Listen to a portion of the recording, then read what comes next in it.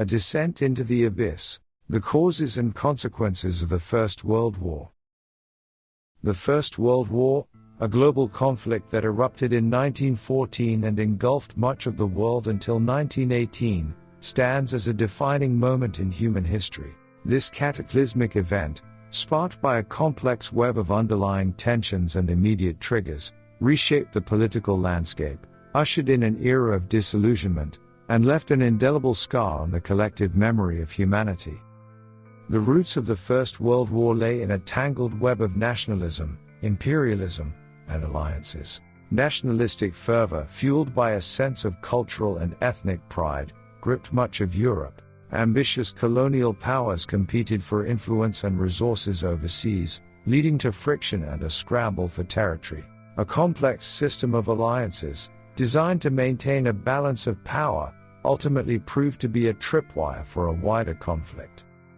The assassination of Archduke Franz Ferdinand, heir presumptive to the Austro-Hungarian throne, in June 1914, served as the immediate catalyst for the war.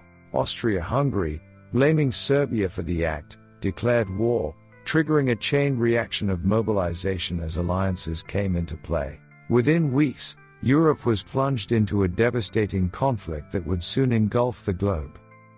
The initial optimism for a swift victory on all sides quickly evaporated as the war devolved into a brutal stalemate. Trench warfare, characterized by fortified positions, machine guns, and barbed wire, resulted in horrific casualties on the Western Front. Technological advancements, such as tanks and chemical weapons, offered little solace, merely adding new dimensions to the carnage.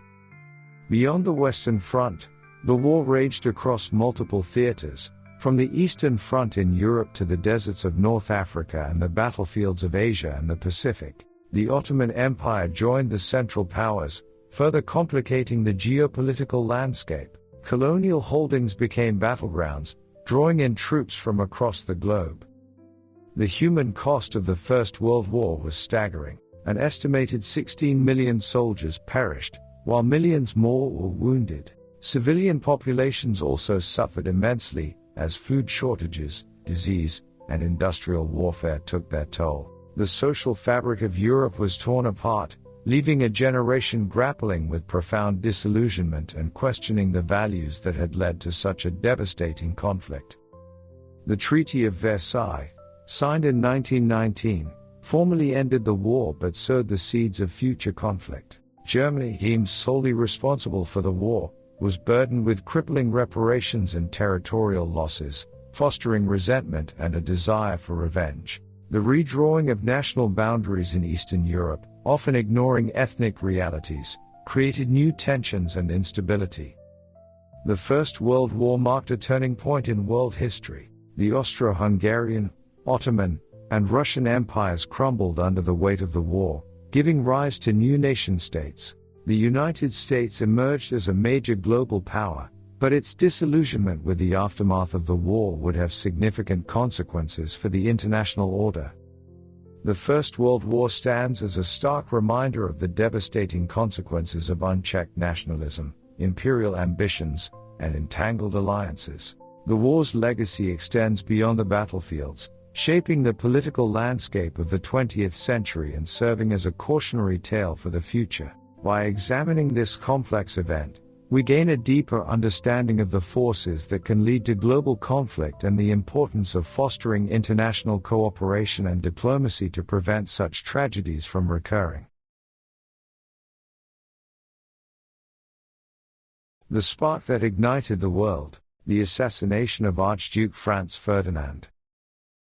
The assassination of Archduke Franz Ferdinand of Austria, heir presumptive to the Austro-Hungarian throne, on June 28, 1914, in Sarajevo, stands as a pivotal moment in history. This seemingly isolated act of violence, fueled by a web of nationalism, ethnic tensions, and political instability, ignited a chain reaction that plunged Europe, and subsequently the world, into the devastating crucible of the First World War. Franz Ferdinand's marriage to Sophie, Duchess of Hohenberg, a member of Bohemian nobility but not of a royal dynasty, had already caused friction within the Habsburg imperial family. His ascent to the throne threatened to further destabilize the Austro-Hungarian Empire, a multi-ethnic state grappling with rising nationalist movements among its Slavic populations. The perpetrator, Gavrilo Princip, a 19-year-old Bosnian Serb student, belonged to a radical nationalist organization, the Black Hand, which yearned for the liberation of South Slavs from Austro-Hungarian rule. Princip and his accomplices saw the assassination as an opportunity to strike a blow against the empire and inspire a wider uprising. The assassination itself unfolded amidst a backdrop of heightened tensions. Franz Ferdinand's visit to Sarajevo, the capital of the recently annexed province of Bosnia and Herzegovina, was viewed by many South Slavs as a deliberate provocation. The lax security arrangements on the day of the visit, a result of internal political divisions within the Austro-Hungarian administration, tragically proved fatal. Austria-Hungary reacted to the assassination with outrage and a fierce determination to punish Serbia, whom they accused of orchestrating the plot. Serbia, while denying direct involvement, was reluctant to fully comply with Austria-Hungary's harsh demands, fearing a loss of national sovereignty. This triggered a domino effect of diplomatic maneuvers and mobilization of armies as a complex web of alliances came into play. While the assassination served as the immediate trigger, it was not the sole cause of the First World War. Underlying tensions had been simmering for decades. Nationalistic fervor, imperial rivalries, and a precarious network of alliances had created a tinderbox waiting to be ignited. The assassination provided the spark that set Europe ablaze. The consequences of the assassination were far-reaching and devastating. Austria-Hungary's declaration of war on Serbia triggered a chain reaction as alliances drew other nations into the conflict. Within weeks, Europe was engulfed in a global war that would reshape the political landscape of the 20th century. The assassination of Archduke Franz Ferdinand serves as a stark reminder of how seemingly isolated events can have profound and unforeseen consequences. It highlights the dangers of unchecked nationalism, the fragility of empires, and the importance of diplomacy in resolving international disputes. The assassination stands as a pivotal moment, a single act that ignited a global conflict that fundamentally altered the course of history. The assassination of Archduke Franz Ferdinand in Sarajevo transcended a localized act of violence. It became a catalyst for a global war, exposing the deep fissures within pre-war Europe. By examining this event, we gain a deeper understanding of the complex web of factors that can lead to war and the enduring importance of promoting peace and international cooperation.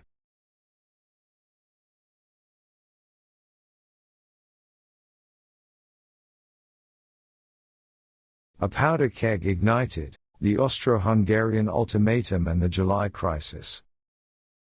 The assassination of Archduke Franz Ferdinand in June 1914 sent shockwaves through Europe, setting in motion a series of diplomatic maneuvers that would culminate in the outbreak of the First World War. Within this complex chain of events, the Austro-Hungarian ultimatum delivered to Serbia on July 23, 1914, stands as a pivotal moment, a document so harsh and uncompromising that it ignited the tinderbox of pre-war tensions. The ultimatum, crafted by Austro-Hungarian Foreign Minister Leopold Berchtold with backing from German leadership, aimed to crush Serbian nationalism and eliminate the threat it posed to the multi-ethnic empire. The demands were deliberately humiliating and designed to be practically impossible for Serbia to accept fully. They included suppressing anti-Austrian propaganda, dissolving nationalist organizations, and allowing Austro-Hungarian officials to participate in investigations within Serbia, a blatant violation of sovereignty. Serbia viewed the ultimatum as an existential threat. While they offered concessions on several points, they balked at those that infringed upon their internal affairs. This partial acceptance was met with outrage in Vienna, fueling a desire to punish Serbia decisively. The Austro-Hungarian leadership, confident of German backing, viewed Serbian resistance as a justification for war. However, the crisis did not unfold in a vacuum. Russia, with its historical ties to Serbia and its own ambitions in the Balkans, vowed to protect Serbia's territorial integrity. The intricate web of alliances that crisscrossed Europe further complicated the situation. Austria-Hungary's declaration of war on Serbia on July 28 triggered Russia's mobilization, a move viewed by Germany as an act of aggression. Germany, bound by its alliance with Austria-Hungary, issued an ultimatum demanding Russia demobilize. Russia's refusal prompted Germany to declare war on August 1. The harshness of the Austro-Hungarian ultimatum played a crucial role in escalating the crisis. By presenting demands that were seen as deliberately provocative, Austria-Hungary effectively closed the door on a peaceful resolution. This uncompromising approach fueled a sense of inevitability about war, leaving other European powers with limited options. Historians continue to debate the extent to which the Austro-Hungarian ultimatum was a calculated act or a genuine attempt to punish Serbia. Some argue that Vienna, with German support, saw war as an opportunity to assert dominance over a defiant Serbia and eliminate a potential threat to the empire. Others maintain that Austria-Hungary genuinely believed Serbia's complicity in the assassination and sought to deliver a strong, albeit reckless, response. The July crisis, with the Austro-Hungarian ultimatum at its core, serves as a cautionary tale about the dangers of unchecked nationalism, the perils of alliance systems, and the fragility of peace in a world of competing empires. It highlights the importance of diplomacy and clear communication in resolving international disputes before a single, fateful document ignites a global conflagration. The Austro-Hungarian ultimatum to Serbia stands as a pivotal moment in the descent into the First World War. The harshness of its demands and the unwillingness to consider compromise ultimately shattered the fragile peace in Europe. By examining this event, we gain a deeper understanding of the complex web of factors that led to the outbreak of a devastating global war, and the enduring importance of seeking peaceful solutions to international conflicts.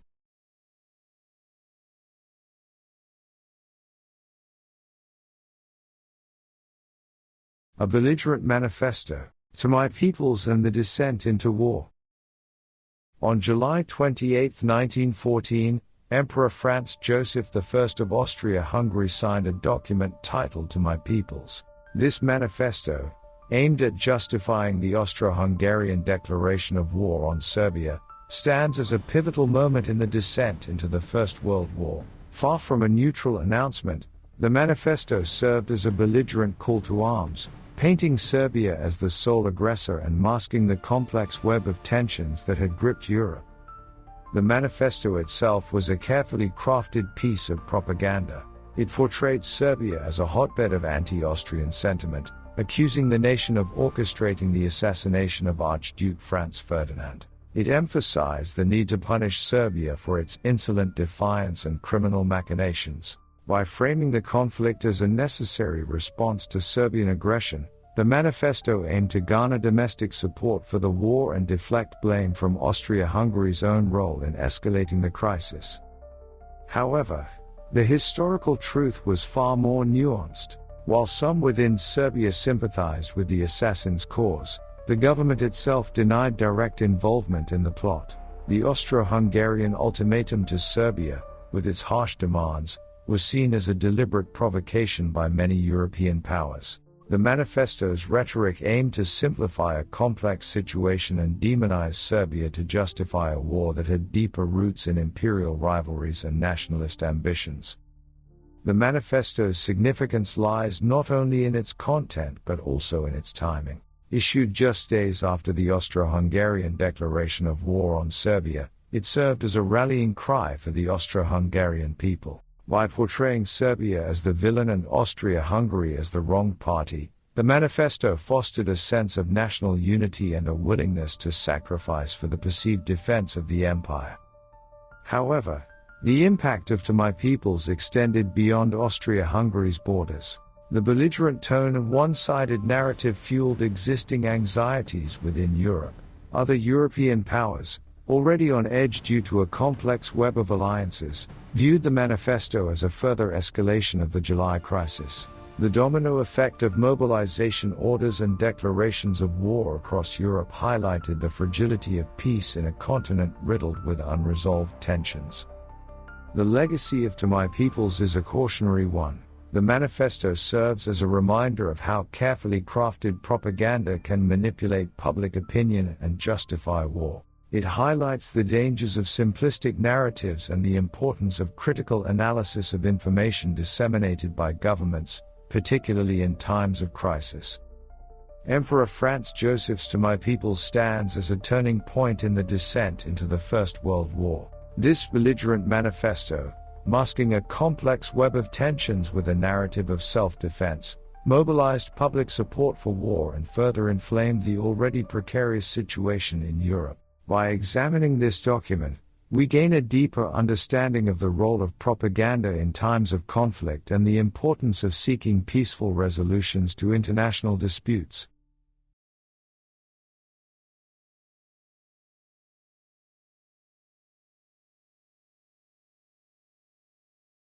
In the next chapter, we will examine the German invasion of Belgium and the opening battles of a war that led both sides into the abyss.